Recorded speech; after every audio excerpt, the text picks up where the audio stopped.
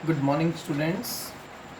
SST 10th class, जिसमें आज हम हमारा जो 4th चैप्टर है हिस्ट्री का, उसका 5th टॉपिक स्टार्ट कर रहे हैं। पिछले टॉपिक्स में हमने जो पढ़ा वो देखा कि किस तरह से जो भारत के अंदर विदेशी कपड़ा था वो आया और भारत के लोगों ने अपने उद्योग स्थापित करने किस तरह से शुरू किए, किस तरह से बड़ी मात्रा में मजदूर हायर किए जाते थे, इधर उधर से मजदूरों को लाया जाता था और एक जॉबर नाम का व्यक्ति होता था जो लोगों को जॉब देने का काम भी करता था। और उसमें भी कितना बदलाव आया धीरे धीरे, वो सब हमने पिछली रीडिंग में किया। आज जो हम करेंगे वो पढ़ेंगे लघु उद्योगों की बहुतायत। लघु उद्योगों की बहुतायत का मतलब क्या है? बहुत ज़्यादा। जो लघु उद्योग होता है, छोटे उद्योग है, देखो 3 तरह के उद्योग होते हैं। एक तो कुटीर उद्योग, एक लघु उद्योग और एक मतलब जो बड़े उद्योग होते हैं। ठीक है, इंग्लिश में अगर बात करें तो एक तो होता है जो मेनली होते हैं लार्ज स्केल, उसके बाद आते हैं हमारे स्मॉल स्केल, और उसके बाद हमारे जो कुटीर उद्योग होता है वो उसके अंदर आता है, जिसे कॉटेज इंडस्ट्री कहा जाता है। Cottage industry, small scale industry और लार्ज स्केल इंडस्ट्री। तो इस तरह की 3 इंडस्ट्री होती है हमारी। स्मॉल वो होते हैं मीन्स जहाँ जिसमें 8-10 लोग या 10-12 लोग या थोड़े से ज़्यादा भी हो, वो उसमें काम करके मजदूरों के साथ माल तैयार किया जाता है। और कुटीर उद्योग जो घर पे भी किया जा सकता है। ठीक है, 2-4 लोग परिवार के सदस्य ही कुछ माल बनाते हैं, जैसे पापड़ वगैरह बना रहे हैं, मुरब्बा बना रहे हैं, अचार वगैरह, ये थोड़ा सा इसका अच्छे लेवल पे काम करना, ये सब। और लार्ज स्केल पे जैसे थर्मल प्लांट है, बड़े बड़े प्लांट लगाना, मिल्क फैक्ट्री है, मिल्क प्लांट लगा देना बहुत बड़ा लार्ज स्केल पे, तो वो लार्ज स्केल में आते हैं। मीन्स लोग जो बड़े उद्योग होते हैं उसमें। तो आज हम पढ़ेंगे लघु उद्योग की बहुतायत। हालांकि युद्ध के बाद फैक्ट्री उद्योगों में लगातार इजाफा हुआ, लेकिन अर्थव्यवस्था में विशाल उद्योगों का हिस्सा बहुत छोटा था। कहते हैं कि युद्ध के बाद जो विश्व युद्ध हुआ उसके बाद जो फैक्ट्री थी उसमें लगातार इजाफा हुआ। इजाफा मतलब बढ़ोतरी हुई, लेकिन जो अर्थव्यवस्था थी ना उसमें विशाल उद्योगों का हिस्सा बहुत छोटा था। जो बड़े बड़े उद्योग थे ना उनका हिस्सा बहुत ही कम था। उनमें से ज़्यादातर 1911 में 67% बंगाल और बम्बई में स्थित थे। अब ज़्यादातर जो उद्योग थे ना वो कहाँ थे? बंगाल और बम्बई में। 67% तो जो हैं वो ज़्यादातर मुंबई और बंगाल के अंदर ही मौजूद थे उद्योग। उसके बाद कहता है बाकी पूरे देश में छोटे स्तर के उत्पादन का ही दबदबा रहा। बाकी ज़्यादातर पूरे देश के अंदर जो होता था वो छोटे उद्योगों का दबदबा होता था। मीन्स छोटे जो उद्योग थे वो ज़्यादा चलते थे, लघु उद्योग। यह संख्या 1911 में 5% और 1931 में 10% थी। बाकी मजदूर गली मोहल्लों में स्थित छोटी छोटी वर्कशॉप और घरेलू इकाइयों में काम करते थे। कुछ मामलों में तो 20वीं सदी के दौरान हाथ से होने वाले उत्पादन में दरअसल इजाफा हुआ। यह बात हथकरघा क्षेत्र के बारे में भी सही है, जिसकी हमने पीछे चर्चा की थी। सस्ते मशीन निर्मित धागे ने 19वीं सदी में कताई उद्योग को खत्म कर दिया था, लेकिन तमाम समस्याओं के बावजूद बुनकर अपना व्यवसाय किसी तरह चलाते रहे। 20वीं सदी में हथकरघों पर बने कपड़ों के उत्पादन में लगातार सुधार हुआ। 1900 से 1940 के बीच यह 3 गुना हो चुका था। यह कैसे हुआ? अब देखो ये इस बात सोचने की, ये कैसे हुआ कि जो 1900 से 1940 के बीच 3 गुना कैसे हो गया? जो व्यापार खत्म होने की कगार पे था, हाथों द्वारा चीज़ों का निर्माण करना, वो अब इतना ज़्यादा कैसे हो चुका था, बढ़ चुका था, वो इसमें बताया जा रहा है।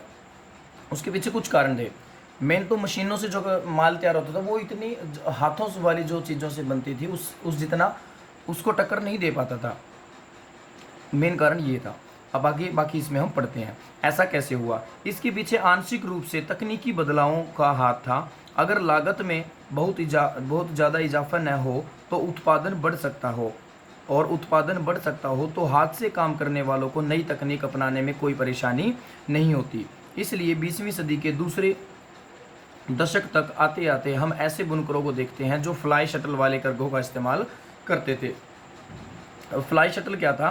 फ्लाई शटल देखो यहाँ पर दिया भी हुआ है, ऐसे करके होते थे जिन्हें रस्सी और पुलियों के जरिए चलाने वाला एक यांत्रिक औजार जिसका बुनाई के लिए इस्तेमाल किया जाता था। यह एक्सटीज धागे को लंबवत धागे मतलब जो ताना बाना होता था में पिरो देता था। फ्लाई शटल के आविष्कार से बुनकरों को यह करके चलाना और चौड़े अर्ज का कपड़ा बनाने में मदद मिली।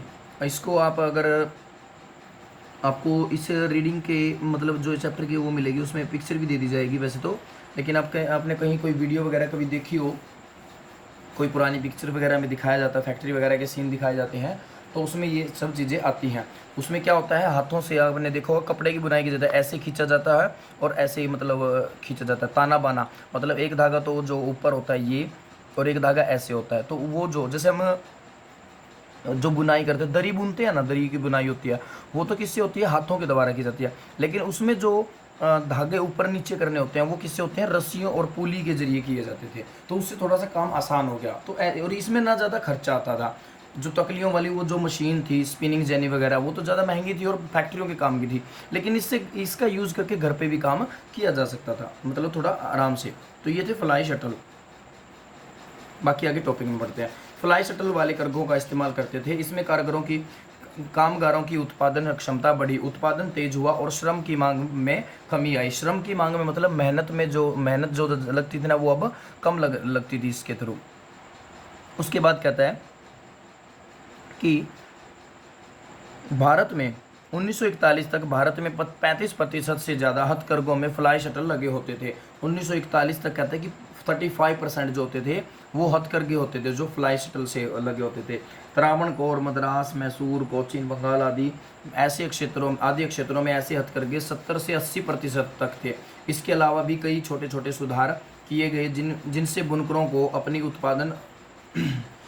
अपनी उत्पादकता बढ़ाने और मिलों से मुकाबला करने में मदद मिली। मतलब बहुत बुनकरों का जो काम था वो फिर से चल पड़ा था इस फ्लाई शटल की वजह से। एक यहाँ एग्जांपल, एक कपड़ा दिया गया, देखो ये हाथ से बुना हुआ है। हाथ से बुने कपड़े के महीन डिजाइन की मिलों में नकल नहीं की जा सकती। अब जो मिल वगैरह थे ना वो इतने अच्छे कपड़े नहीं बना सकते थे जितना ज़्यादा अच्छा कपड़ा इस हाथों से बनाया जा सकता था। नेक्स्ट, मिलों के साथ प्रतिस्पर्धा का मुकाबला कर पाने में कुछ बुनकर औरों से बेहतर स्थिति में थे। मतलब सभी भी अच्छी स्थिति में नहीं थे बुनकर, लेकिन ये औरों के कुछ कंपैरिजन में अच्छे भी थे। कोई ज़्यादा अच्छा था, कोई थोड़ा सा आगे पीछे, ऐसे इनका मामला होता रहता था। नेक्स्ट इसमें कहता है फिर बुनकरों में से कुछ मोटा कपड़ा बनाते थे जबकि कुछ महीन किस्म के कपड़े बुनते थे। मोटे कपड़े को मुख्य रूप से गरीब ही खरीदते थे और उसकी मांग में भारी उतार चढ़ाव आते थे। खराब फसल पर और अकाल के समय जब ग्रामीण गरीबों के पास खाने को कुछ नहीं होता था और नगद आय के साधन खत्म हो जाते थे तो वे कपड़ा नहीं खरीद सकते थे। बेहतर किस्म के कपड़े की मांग खाते पीते तबके में ज़्यादा थी। तबका मतलब जो समुदाय होता है, जो लोगों का, जाति भी बोल सकते हो इसके लिए आप, ठीक है, उसमें उतार चढ़ाव कम आते थे। जब गरीब भूखों मर रहे होते थे तब भी अमीर यह कपड़ा खरीद सकते थे। अकालों से बनारसी या बालूचरी साड़ियों की बिक्री पर असर नहीं पड़ता था। वैसे भी जैसा कि आप देख चुके हैं मील विशेष प्रकार की बुनाई की नकल नहीं कर सकते थे। बुने हुए बॉर्डर वाली साड़ियों या मद्रास की प्रसिद्ध लुंगियों की जगह ले लेना मिलों के लिए आसान नहीं था। देखो इस पैराग्राफ में क्या मेन को बताया गया है कि जो कपड़ा होता था वो दो तरह से बनता था। एक तो बारीक होता था और एक मोटा कपड़ा होता था। मोटा किस्म का जो कपड़ा होता था, बारीक मतलब महीन किस्म का, और मोटा जो कपड़ा होता था वो गरीब लोग ज़्यादा खरीदते थे क्योंकि वो थोड़ा सा सस्ता होता था। लेकिन उसकी जो सेलिंग होती थी, उसकी जो बिक्री होती थी, उसमें उतार चढ़ाव आता था। कभी तो उसका मोटे कपड़े की जो बिक्री थी वो ज़्यादा रहती थी, कभी कभी कम हो जाती थी। कम कब होती थी? जब अकाल वगैरह पड़ते थे, फसल नष्ट हो जाती थी, तो इन लोगों को बेचारों को खाने की मतलब लाले लग जाते थे, तो वो कपड़ा कहाँ से खरीदेंगे। अब आप ये जो कोविड-19 है इसका असर देख सकते हो। जिन लोगों के पास पैसा था, अच्छा खासा पैसा, उन लोगों की सेहत पर कोई असर नहीं पड़ा, उनके मतलब दिनचर्या में, खर्चे में कोई कटौती नहीं की गई। लेकिन जो गरीब व्यक्ति था, जो डेली मजदूरी करता था, और जब लॉकडाउन हुआ तो आपने देखा भी होगा, बहुत जगह हमारे न्यूज़ चैनल्स वाले दिखाते थे कि कितनी जगहों पर लोग भूखे रहते थे। बहुत सारी वीडियोस भी आती थी यूट्यूब वगैरह पे, व्हाट्सएप पे, फेसबुक पे, आप आपने अगर देखा हो तो उनसे हमें यही पता चलता है ना कि देखो कितना उतार चढ़ाव आता है उन लोगों, गरीब लोग की जीवन में। तो ये जो उतार चढ़ाव आते हैं, प्राकृतिक आपदा, इन सब से मेनली ज़्यादा अफेक्टेड गरीब व्यक्ति होते हैं। अमीर व्यक्तियों का कम ही नुकसान हो पाता है। हाँ, तो वो तब होता है जब उनके जहाँ नुकसान होता है उसके अंडर में उनका वो आ जाते हैं, ज़्यादा उसके नीचे आ जाते हैं, तब होता है उनका नुकसान। और अब एक बात इसमें ये कहेगी कि जो मशीनें थी वो हाथों से बने हुए अच्छे अच्छे बुने हुए कपड़े की बराबरी नहीं कर सकती थी। ठीक है, जैसे साड़ी थी, अब बनारसी साड़ी या बालूचरी साड़ी थी ना, जो ये इनकी बिक्री पे कोई असर नहीं पड़ता था। मतलब ये जो अमीर लोग होते थे वही ज़्यादा खरीदते थे, तो वो तो बिकती रहती थी। दूसरी बात, ये हाथों से बुनी होती थी, और मशीनें जो थी, मशीनें वाले जो मील थे वो इसकी टक्कर नहीं ले सकते थे। लुंगी की बात की जाए तो लुंगी जो थी मद्रास की जो प्रसिद्ध लुंगी थी, अब उसके जो बॉर्डर का डिज़ाइन है ना, उसकी सारी जो बनावट है वो हाथों से की जाती थी, मशीनों से वो मतलब अच्छा लुक उसका नहीं आ पाता था। तो इसीलिए मील कभी भी उनको टक्कर नहीं दे पाए। ऐसा भी नहीं कि 20वीं सदी में भी उत्पादन बढ़ाते जा रहे बुनकरों व अन्य दस्तकारों को हमेशा फ़ायदा ही हो रहा था। उनकी ज़िंदगी बहुत कठोर थी, उन्हें दिन रात काम करना पड़ता था। अक्सर पूरा परिवार, बच्चे, बूढ़े, औरतें उत्पादन के किसी न किसी काम में हाथ बढ़ाता था। लेकिन ये फैक्ट्रियों के युग में अतीत के अवशेष भर नहीं थे। उनका जीवन और श्रम औद्योगिकरण की प्रक्रिया का अभिन्न अंग थे। इसमें कहना चाहता है कि ऐसा भी नहीं था कि मतलब जो बुनकर थे उनसे और दस्तकार थे जो हाथों से अपना काम करते थे, उनको इतना ज़्यादा फ़ायदा भी नहीं होता था। ठीक है, उनकी ज़िंदगी जो बहुत ही हार्ड होती थी। वो पूरा परिवार जो था, उनके बच्चे बूढ़े जो थे, सभी मिलकर के उसमें हाथ बटाते थे, तब जाकर पैसा कमाया जाता था। ठीक है, बड़ी दौड़ धूप करनी पड़ती थी, सभी घर के लोग उसमें लगे रहते थे। लेकिन फैक्ट्रियों के युग में अतीत के अवशेष भर नहीं थे। उनका जीवन और श्रम औद्योगिकरण की प्रक्रिया में अभिन्न अंग था। मतलब एक ऐसा अंग था, ऐसा पार्ट मान सकते हो उसको औद्योगिकरण का, जिसको अलग नहीं किया जा सकता हिस्ट्री के अंदर। नेक्स्ट जो टॉपिक होगा बेटा वो है वस्तुओं के लिए बाजार। वस्तुओं के लिए बाजार मतलब अभी देखो इतना सारा माल तैयार होने लग रहा है हमारे देश में, इसको बेचना भी तो है, अलग अलग चीज़ें बेची जा रही हैं। तो अलग अलग चीज़ों के लिए आजकल आप टीवी पे ऐड देखते हो हर किसी चीज़ की ऐड देख लो। मोस्ट ऑफ थिंग्स जो हैं वो हमारी डेली लाइफ की यूज़ की आज आपको टीवी पर दिखाई दी जाती है। बड़े बड़े ब्रांड एम्बेसडर उसके बनाए जाते हैं, उन लोगों को अच्छा पैसा दिया जाता है ताकि वो उसका प्रचार करें और हम उन्हीं को खरीदना पसंद करते हैं। क्या ऐसा बीते समय में भी होता था? अखबारों में, न्यूज़पेपर में हम बहुत सारी चीज़ की ऐड देखते हैं ना, तो क्या पहले भी ऐसा कोई ऐड वगैरह होती थी? क्योंकि टीवी वगैरह तो चलो होते नहीं थे, लेकिन क्या अखबार पत्र पत्रिकाओं में वो सब चीज़ें आती थी? बिल्कुल आती थी बेटा। और उस टाइम भी बड़ी होड़ लगी होती थी विज्ञापन देने की, एक से एक अच्छा तरीका अपनाया जाता था लोगों को लुभाने के लिए। जिन चीज़ों से लोग ज़्यादा अटैच थे ना, वो टॉपिक उठाए जाते थे, जैसे देवी देवता, उनसे जुड़े हुए चीज़ें दिखाई जाती थी, और भी कई टॉपिक्स उठाए जाते थे, तो वो हम पढ़ते हैं।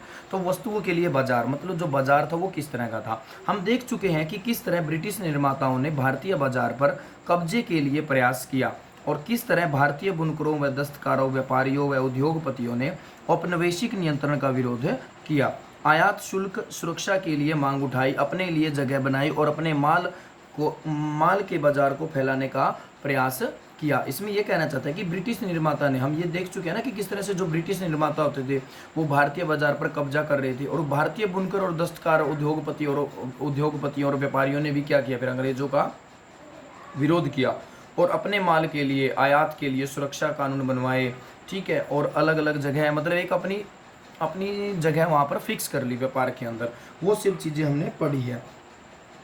और अपने माल के लिए क्या बनाया, बाजार भी तैयार किया। जब नई चीज़ें बनती हैं तो लोगों को उन्हें खरीदने के लिए प्रेरित भी करना पड़ता है। अब मार्केट में सामान ऐसे ही नहीं बिक जाता, उसके लिए लोगों को तैयार भी करना पड़ता है, लोगों को अट्रैक्ट करना पड़ता है। तो वो कैसे अट्रैक्ट किया जाता है वो इसमें भी बताया गया थोड़ा बहुत। लोगों को लगना चाहिए कि उन्हें जिस उत्पाद की ज़रूरत है इसके लिए क्या किया गया। तो देखते हैं, देखो क्या किया गया। नए उपभोक्ता पैदा करने का एक तरीका विज्ञापन का है। विज्ञापनों का जो तरीका है ना, वो एक ऐसा तरीका है जिससे आप अपने नए नए क्या तैयार कर सकते हो, नए नए अपने ग्राहक तैयार कर सकते हो, उपभोक्ता तैयार कर सकते हो। जैसा कि आप जानते हैं, विज्ञापन विभिन्न उत्पादों को जरूरी और वांछनीय बना लेते हैं। जब हम टीवी पर ऐड देखते हैं ना कंडीशनर की, तो हमारा मन करता है भाई हमारे भी बाल सॉफ्ट सॉफ्ट होने चाहिए, हमने क्या गुनाह कर दिया।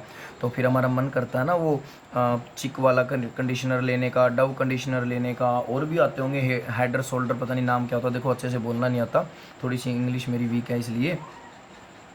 तो वो हेड और शोल्डर जो भी होते हैं, तो वो क्या करते हैं, वो ऐसी चीज़ है। क्या हम पहले वाले लोगों के बाल अच्छे नहीं होते थे ना, लेकिन वो एक तरीका बना लिया कि इस तरीके से क्या हो सकता है, लोग इन चीज़ों को देखेंगे तो अट्रैक्ट होंगे, वो इनको खरीदना चाहेंगे।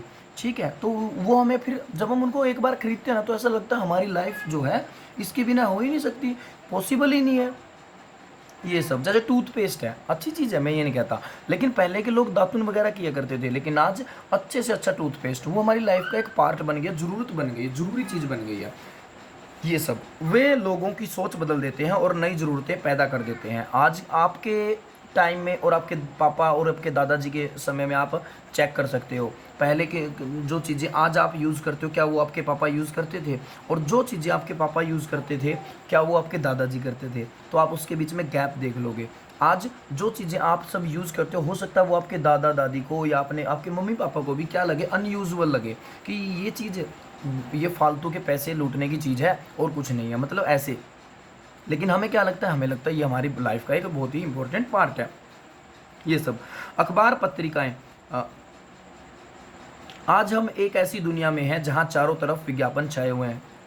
सही बात है भाई, हमारे चारों ओर तो एडवर्टाइजमेंट आती है। फ़ोन है, फ़ोन में कितनी सारी ऐड आती है, कोई वेबसाइट खोलो, वैसे भी ना खोलो, नेट ऑन करते ही बहुत सारी ऐड आना शुरू हो जाती है। अपने टीवी में तो ऐड आती ही हैं, और फिर मोहल्लों में भी तो कितनी अनाउंसमेंट होती है, आज वहाँ पर शॉप खुल रही है, वहाँ पर सस्ते में सेल लगी हुई है, ये है वो है, तो कितनी एडवर्टाइजमेंट, मतलब हमारी लाइफ कि चारों ओर एडवर्टाइजमेंट ही है, विज्ञापन ही विज्ञापन है। अखबारों, पत्रिकाओं, होर्डिंग्स, दीवारों, टेलीविजनों के पर्दे पर सब जगह विज्ञापन छाए हुए। अखबार में भी विज्ञापन है, पत्रिकाओं में इतनी आजकल न्यूज़ नहीं आती जितने बड़े बड़े पेज पर मतलब एडवर्टाइजमेंट आ जाती है, हर चीज़ की एडवर्टाइजमेंट आ रही है, हर चीज़ की। तो देख सकते हो आप होर्डिंग्स, बड़े बड़े होर्डिंग्स लगे होते हैं रोड पर, सड़कों पर, अलग अलग चीज़ों के। तो वो ये सही सही चीज़ तो है, दीवारों पर पोस्टर छापे जाते हैं, तो ये सब। लेकिन अगर हम इतिहास में पीछे मुड़कर देखें तो पता चलेगा कि औद्योगिकरण से ही विज्ञापनों के ने विभिन्न उत्पादों के बाजार को फैलाने में, एक नई उपभोक्ता संस्कृति रचने में अहम भूमिका निभाई है। तो जब आप पीछे मुड़ के इतिहास में देखोगे आपको पता चलेगा कि एडवर्टाइजमेंट कोई आज की चीज़ नहीं है, तुम्हारे मॉडर्न ज़माने की नहीं है या हमारे मॉडर्न ज़माने की नहीं है, ये तो आपके दादा के दादा के दादा के टाइम से भी है लगभग, मतलब पुरानी है। जैसे ही औद्योगिकरण शुरू हुआ था वैसे ही एडवर्टाइजमेंट वाला काम भी शुरू हो गया था, ये कहना चाहता है ये। उसने तभी अपनी एक नए उपभोक्ता की जो संस्कृति थी वो रच दी थी। जब मैनचेस्टर के उद्योगपतियों ने भारत में कपड़ा बेचना शुरू किया तो वे कपड़ों के बंडलों पर लेबल लगाते थे। लेबल मतलब कुछ ना कुछ लेबल लगाया जाता, कोई स्टिकर वगैरह लगाया जाता था। लेबल का फायदा यह होता था कि खरीदारों को कंपनी का नाम व उत्पादन की जगह पता चल जाती थी। अब लेबल होता, देखो आप बहुत सारी चीज़ें लेते हो, उसके ऊपर लेबल होता है, उनका स्टिकर लगा होता है कि ये कंपनी कहाँ की है, कौन सा ब्रांड है, देखते हो ना आप। जैसे एडिडास, वैसे तो उसको एडिडास कहते हैं, लेकिन कई लोग उसको एडिडास भी बोल देते हैं कि एडिडास वाले जूते दे दो, एडिडास वाले भाई वो क्या कहते हैं उसको, पजामा लोअर कहते हैं शायद, शर्ट टी शर्ट, बहुत सारी चीज़ें आती है एडिडास में पहनने के लिए, तो वो आप देख भी सकते हो। तो वो चीज़ें क्या है, वो अब उसका एक ब्रांड बन गया, नाम बन गया। वही चीज़ें पहले भी की जाती थी। मैनचेस्टर के उद्योगपति जो थे वो कपड़े के ऊपर क्या करते थे, ऐसे ही लेबल लगाते थे, जिससे चीज़ की क्वालिटी भी पता चलती थी और कंपनी का नाम और कंपनी कहाँ की है, कहाँ का माल है वो भी पता चलता था। लेबल ही चीज़ों की गुणवत्ता का प्रतीक भी था, वो स्टिकर ही क्या होता था, प्रतीक होता था उस चीज़ की क्वालिटी का। ठीक है, आज आप देखते हो एडिडास है, प्यूमा है, और भी कई तरह के हैं, जैसे शूज़ वगैरह में स्पार्क वगैरह के हैं। आप बस एक वो ये चीज़ें क्या है, नाम से बिकती हैं। चाहे क्वालिटी आप किसी की तरह की दे लो, बस नाम से हमें, हम जाते ये नहीं कहते कि हमें अच्छे जूते दो, नहीं, हमें एडिडास के जूते चाहिए, हमें हमें स्पार्क के चाहिए, हमें जीन्स जो चाहिए वो कुछ मतलब अलग अलग नाम से आते हैं। देखो मुझे इतना नाम तो नहीं रहा, लेकिन फिर भी वो जो आजकल सॉन्ग वगैरह में आते हैं, गुच्ची, अरमानी, पता नहीं क्या क्या, मतलब ऐसे ऐसे नाम आ चुके हैं, वो चीज़ें नाम से बिकती हैं। तो ऐसे ऐसे ही इसमें है। जब किसी लेबल पर मोटे अक्षरों में मेड इन मैनचेस्टर दिखाई देता था तो खरीदारों को कपड़ा खरीदने में किसी तरह का डर नहीं लगता था। जहाँ पर लिखा होता था ना मेड इन मैनचेस्टर, तो उससे वो खुश हो जाते थे, संतुष्टि मिलती थी कि हाँ भाई अच्छी चीज़ मिलेगी, अच्छा नाम है तो मतलब अच्छी चीज़ मिलेगी। जैसे आजकल तो देखो कम है, लेकिन भरमार तो पड़ी है हमारे मार्केट में मेड इन चाइना। अब तो बंद हो गया, देखो नया माल आना बंद है, पुराना तो बहुत सारा हमारे देश में भी पड़ा है, उसकी खपत अभी, उसमें भी उसको ख़त्म होने में भी टाइम लगेगा। ये देखिए, ये है grip water, keeps baby well. Keeps baby well मतलब अपने बच्चे को ठीक रखे। जो छोटा बच्चा होता है ना, बिल्कुल छोटा बच्चा, उसके जब दांत आने शुरू होते हैं, जैसे हम दांदरी कह देते हैं, लोकल हरियाणवी में दांदरी आती हैं, तो वो उस बच्चे को ग्राई वाटर दिया जाता है। ग्राई वाटर बोल देते हैं, वैसे वो ग्राइप वाटर होता है, ठीक है। वो एक मीठा सा पानी होता है जिसकी वजह से उन बच्चों को दांत जो निकलते हैं ना, उसमें प्रॉब्लम नहीं आती, दर्द वगैरह ज़्यादा नहीं होता। तो उससे क्या होगा, बेबी के दांत थोड़े से अच्छे हो जाएंगे, दिक्कत ज़्यादा नहीं होती। ऐसे ग्राइव वाटर दिया जाता है। तो ये देखो एडवर्टाइजमेंट, आज भी ये ग्राइव वाटर बिकता है, ठीक है, लेकिन इस ब्रांड का नहीं, और बहुत सारी ब्रांड होंगी, लेकिन पहले भी देखो एडवर्टाइजमेंट। अब देखो कान्हा की पिक्चर यूज़ की गई है, हम सबका फेवरेट है, बहुत ही फेवरेट है ना। कान्हा हमें बड़ा पसंद है कान्हा। तो देखो कान्हा देख कर लोग खुश होते हैं, अरे शायद कान्हा जी भी यही यूज़ करते थे, तो यही लेंगे हम। ऐसा इसमें मतलब लोगों को लुभाया जाता था। नेक्स्ट ये पिक्चर देखिए, एक यहाँ पर दी गई है, यहाँ पर राजा रणजीत सिंह को दिखाया गया है। इसमें मैनचेस्टर के लेबल पर महाराज रणजीत सिंह का चित्र, उत्पाद के प्रति सम्मान पैदा करने हेतु ऐतिहासिक व्यक्तित्व। जैसे आजकल देखो अमिताभ बच्चन है, शाहरुख खान है, अक्षय कुमार है, सलमान खान है, ये सब लोग जब ऐड करते हैं ना, जैसे पेप्सी के ऐड में आजकल सलमान खान आते हैं, तो हमें लगता है कि भाई ये भी यूज़ करते हैं, तो हम अगर पियेंगे तो हम भी सलमान खान बन जाएंगे। ऐसे हमें फीलिंग आती है, हमें हमारे अंदर रिस्पेक्ट भी आती है उन लोगों को लेकर। ऐसे पहले भी किया जाता था। जो बड़े बड़े राजा महाराजा होते थे या देवी देवता जो होते थे, उनके व्यक्तित्व को इसमें दर्शाया जाता था, ताकि लोग इससे अट्रैक्ट हों, लोग इनकी रिस्पेक्ट करते हैं, इन चीज़ों को खरीदने में ज़्यादा इंटरेस्ट दिखाएंगे। नेक्स्ट ये पिक्चर भी देखिए, ये 20वीं सदी के टाइम के, ये भी मैनचेस्टर से जुड़ी हुई है। आयातित कपड़ों के लेबलों पर असंख्य भारतीय, अब हमारे देश में जो हिंदू धर्म है उसकी अगर बात करें तो 33 करोड़ देवी देवता कहते हैं, 33 करोड़ देवी देवता बताए जाते हैं, शायद ऐसा कुछ। तो देखो इतने सारे देवी देवता हैं, तो कितने ही पिक्चर बना लो। तो ऐसे ही लोग, ये जो मैनचेस्टर वाले थे और जो लोग थे अलग अलग प्रोडक्ट वाले, वो क्या करते थे, देवी देवताओं की पिक्चर भी इनके ऊपर उकेरा करते थे, ठीक है, कि ये ऐसे इनके ऊपर बना हुआ, तो इसका मतलब ये कपड़ा भगवान भी यूज़ करते होंगे, भगवान को भी ये कपड़ा पसंद है, तो आप भी इसे खरीदिए, बड़ा ही अच्छा कपड़ा है। तो ऐसे कुछ ना कुछ तरीके ढूंढे जाते थे। एक पिक्चर और देखिए, सनलाइट। सनलाइट क्या है, सोप है। सनलाइट साबुन का कैलेंडर 1934, मतलब आज ही कैलेंडर नहीं आते थे, कैलेंडर पहले भी आते थे, अलग अलग कंपनी अपने कैलेंडर जारी करती थी। तो 1934 में यहाँ पर विष्णु भगवान से रोशनी लाते हुए दिखाया गया है। देखो यहाँ पर रोशनी आने लग रही है ना, लाइट आने लग रही है, तो ये सनलाइट का बताया गया है कि सोप जो है वो सनलाइट सोप की एडवर्टाइजमेंट है। ऐसे अब इसके बारे में पढ़ लेते हैं और थोड़ा सा क्या दिया हुआ है। लेबलों पर सिर्फ शब्द और अक्षर ही नहीं, उन पर तस्वीरें भी बनी होती थी जो अक्सर बहुत सुंदर होती थी। अगर हम पुराने लेबलों को देखें तो उनके निर्माताओं की सोच, उनके हिसाब किताब और लोगों को आकर्षित करने के उनके तरीके का अंदाज़ा लगा सकते हैं हम। अगर ये सारी एडवर्टाइजमेंट अब हमने देखी ना, देवी देवता हैं, राजे महाराजे यूज़ किए जा रहे हैं, तो इससे हम समझ सकते हैं कि वो लोग क्या करना चाहते थे। उनका मेन मकसद होता था लोगों को अट्रैक्ट करना, ग्राहकों को अपनी तरफ खींचना। तो ये तरीका उन्होंने फिर अपनाया हुआ था, ऐसे ऐसे पिक्चर वगैरह यूज़ की जाती थी। नेक्स्ट इसमें कहता है, इन लेबलों पर भारतीय देवी देवताओं की तस्वीरें प्राय होती थी। देवी देवताओं की तस्वीर के बहाने निर्माता ये दिखाने की कोशिश करते थे कि ईश्वर भी चाहता है कि लोग इस चीज़ को खरीदें। कृष्ण या सरस्वती की तस्वीरों का फ़ायदा ये होता था कि विदेशों में बनी चीज़ भी भारतीयों को जानी पहचानी लगती थी। अब माल भले ही विदेशी बनाओ, लेकिन ये पिक्चर देख के लगता था कि भाई इंडियन माल है, ठीक है, वो भारतीय सोचते थे, या फिर ये सोचते थे चलो विदेश में बनाया, हो सकता है किसी भारतीय ने ही बनाया हो तभी देवी देवताओं की फ़ोटो यूज़ किया, वरना अंग्रेज कौन करेगा। लेकिन ऐसा नहीं होता था।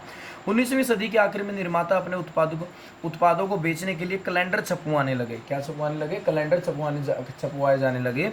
और अखबार पत्रिकाओं को तो पढ़े लिखे लोग ही समझ सकते थे, लेकिन कैलेंडर उनको भी समझ में आ जाता था जो पढ़ नहीं सकते थे। अब सिंपल सी बात, आपके घर में एक तो सिंपल कैलेंडर होता है, एक होता है पूरे कई पेजेस आते हैं। उस कैलेंडर का फायदा क्या होता है, जो अनपढ़ लोग होते हैं ना, वो भी महीने वो तारीख वगैरह देखकर अपना काम चला लेते हैं। कम पढ़े लिखे लोग भी, या फिर जो पढ़े नहीं है, वो भी उस कैलेंडर को देख के तारीख वगैरह देख सकते हैं। तारीख के साथ चित्र लगे होते थे, वो चित्र देखेंगे, अट्रैक्ट होंगे और उन चीज़ों के बारे में जानकारी हासिल करेंगे और उसको खरीदने की कोशिश करेंगे। चाय की दुकान, दफ्तर, मध्यवर्गीय घरों में ये कैलेंडर लटके रहते थे। जो इन कैलेंडरों को लगाते थे वे विज्ञापन को भी हर रोज पूरे साल देखते थे। अब वहाँ पर जो फोटो छिप गई, अब पूरे महीने देखना हर रोज, अब एक महीना ये तो है नहीं, एक ही दिन में ख़त्म हो जाएगा। एक पेज पे एक जो फोटो लगी हुई है ना, वो एक महीना देखनी पड़ेगी। या फिर एक साल का एक ही जगह कैलेंडर लगा हो तो उसमें उस तस्वीर को पूरे साल तक प्रचार होता रहेगा। जो इन कैलेंडर को लगाते थे वे विज्ञापन हर रोज पूरे साल देखते थे। इन कैलेंडरों में भी नए उत्पादों को बेचने के लिए देवी देवताओं की तस्वीर यूज की जाती थी, मतलब तस्वीर होती थी। देवी देवताओं की तस्वीरों की तरह महत्वपूर्ण व्यक्ति, सम्राट व नवाबों की तस्वीर भी विज्ञापनों व कैलेंडरों में खूब इस्तेमाल होती थी। देवी देवता के साथ जो व्यक्ति होते थे महान, ठीक है, जो राजा महाराजा होते थे, सम्राट होते थे, उनका भी यूज़ किया जाता था। इनका संदेश अक्सर यह होता था, अगर आप इस शाही व्यक्ति का सम्मान करते हैं तो इस उत्पाद का भी सम्मान कीजिए। अगर इस उत्पाद को इस्तेमाल करते हैं या उसे शाही निर्देश से बनाया गया है तो उसकी गुणवत्ता पर सवाल खड़ा नहीं किया जा सकता। मतलब एक तरह से क्या कर दिया, एक तरह से लोगों को डराया जा रहा है। मतलब उनको ये कह सकते हैं ना, इमोशनली ब्लैकमेलिंग कहते हैं इसे, ठीक है। इमोशनली ब्लैकमेल किया जाता है कि आप शाही व्यक्ति का सम्मान करते हो। जैसे अब आप अगर मोदी जी का सम्मान करते हो तो आपको ये कपड़ा खरीदना ही होगा, क्योंकि मोदी जी भी यही कपड़ा पहनते हैं। और आप अगर आप इस कपड़े पे सवाल कर रहे हैं तो इसका मतलब मोदी जी के चरित्र पर सवाल कर रहे हैं। हमारे घर पे भी कई साल पहले जब मोदी जी की सरकार आने वाली थी, इलेक्शन में खड़े हुए थे, तब कुछ साड़ी वगैरह के वो जो एनवलप होते हैं, बड़े बड़े डिब्बे थे गत्ते के, वो आए थे, उस पर मोदी जी छपे हुए थे और वही 2 वाला निशान वोटिंग वाला। तो देखो मतलब कितना अच्छा, कितना यूज़ किया गया ऐसे। तो यूज़ किया गया आज मतलब अभी भी होने लग रहा है और चीज़ों पे और व्यक्तित्वों का। तो ऐसे ही पहले भी किया जाता था, बड़े बड़े व्यक्तित्वों का यूज़ करके लोगों को एक तरह से ये किया जाता, मतलब आकर्षित किया जाता था, या थोड़ा सा उनमें भय भी पैदा किया जाता था ताकि इसकी क्वालिटी पर आवाज़ ना उठाएं। तो ऐसा सब कुछ होता था। जब भारतीय निर्माताओं ने विज्ञापन बनाए तो उनमें राष्ट्रवादी संदेश साफ साफ दिखाई देता था। इनका आशय यह था कि अगर आप राष्ट्र की परवाह करते हैं तो इन चीज़ों को खरीदिए जिन्हें भारतीयों ने बनाया है। ये विज्ञापन स्वदेशी के राष्ट्रवादी संदेश के वाहक बन गए थे। अब देखो, जब भारत विदेशी चीज़ों को बहिष्कृत करके स्वदेशी चीज़ें बनाई जाने लगी, तो फिर हमारे लोगों ने कैसा मतलब तरीका अपनाया। उन्होंने कहा कि अगर आप अपने देश से प्रेम करते हैं, आपके अंदर आप राष्ट्रवादी हैं, अगर आप में राष्ट्र भावना भरी हुई है, अगर आप देशभक्त हैं, तो आपको ये स्वदेशी अपनाना होगा, विदेशी छोड़ना होगा। ऐसे ही कुछ मैसेज कई बार हमारे फ़ोन वगैरह, व्हाट्सएप वगैरह में आते हैं। आप ये मैसेज 10 लोगों को अगर फॉरवर्ड करते हैं तो आप अपने धर्म के अनुयायी हैं, ये हैं, वो हैं। वो बिल्कुल ही बकवास चीज़ होती है, वो एक गलत चीज़ है, उससे हमें बचना चाहिए। कभी भी ऐसे मैसेज मेरा फॉरवर्ड नहीं करने चाहिए। देखो, मैं तुम्हें इस बुक के साथ साथ वो चीज़ें भी सिखाने की कोशिश करता हूँ जो हमारे आसपास लाइफ में होती हैं, ताकि तुम उनसे भी थोड़ा सा बच के रहो, ठीक है। उनमें भी उनके जाल में ना फंसो। तो ये चीज़ देखो, राष्ट्रवादी बनना देखो अच्छी बात है, वो हम सभी राष्ट्रभक्त हैं, सभी के अंदर देशभक्ति कूट कूट के भरी है। लेकिन आजकल लोग क्या करते हैं, आजकल कुछ तरीके ऐसे अपनाए जाते हैं, कुछ मैसेज फॉरवर्ड करवाने के लिए सेंटेंस वहाँ पर भी यूज़ किए जाते हैं। तो हमें उन चीज़ों को इग्नोर करना होगा, उन चीज़ों से भी बच के रहना होगा, ठीक है। नेक्स्ट है हमारा इस चैप्टर का निष्कर्ष। जाहिर है कि उद्योगों के युग में बड़े बड़े प्रौद्योगिकी बदलाव आए, फैक्ट्रियों का उदय हुआ और नई औद्योगिक श्रम शक्ति अस्तित्व में आई। लेकिन जैसा कि आपने देखा, इस युग में हाथ से बनने वाली चीज़ और छोटे पैमाने का उत्पादन भी उद्योग भूदृश्य का एक महत्वपूर्ण हिस्सा रहे। मतलब चाहे कितनी बड़ी बड़ी फैक्ट्रियाँ लगी हो, लेकिन फिर भी छोटे जो उद्योग थे वो भी बने रहे, उनमें कोई कमी नहीं आई। एक चित्र जाते जाते देख लेते हैं। वैसे आज हमारा चैप्टर भी कंप्लीट हो गया है। एक भारतीय मील में बने कपड़े का लेबल। ये भारतीय मील में बना हुआ कपड़ा था। और ये देखो देवी दिखाई, ये एक देवी जी दिखाई गई हैं और ये व्यक्ति दो, एक पुरुष और एक स्त्री दिखाई गए हैं। इसमें एक देवी अहमदाबाद के मील में बना कपड़ा दान कर रही है। अब देखो इसके हाथों में जो कपड़ा है ना, ये अहमदाबाद जो मील का कपड़ा है, उन्होंने अपनी अपनी एडवर्टाइजमेंट यहाँ पे भी देख सकती हो, दी अहमदाबाद सिथी, ये यही and we company limited, and we company limited, ठीक है।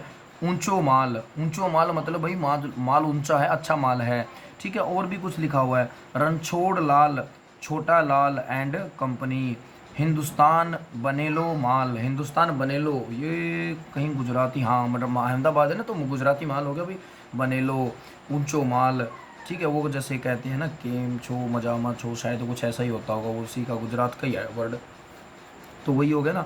वही चीज़ इसमें दिखाई गई है, गुजराती यूज़ किए गए। तो कैसे दिखाया जाए कि आपके देवी देवता भी आपको ऐसे कपड़े दान करना चाहते हैं, तो इससे लोग और ज़्यादा क्या होंगे, आकर्षित होंगे, ज़्यादा माल खरीदेंगे। तो ये था बेटा हमारा 4th चैप्टर, जिसमें हमने हमारे औद्योगिकरण के बारे में पढ़ा। अब इसके जो प्रश्न उत्तर हैं उसके एक्सप्लेनेशन आपको प्रोवाइड करवा दी जाएगी।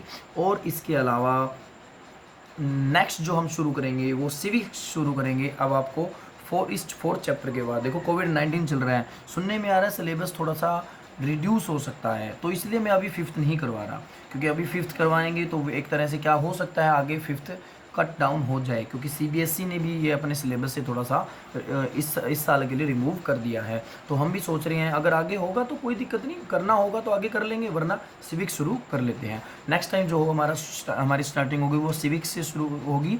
Thank you, have a good day.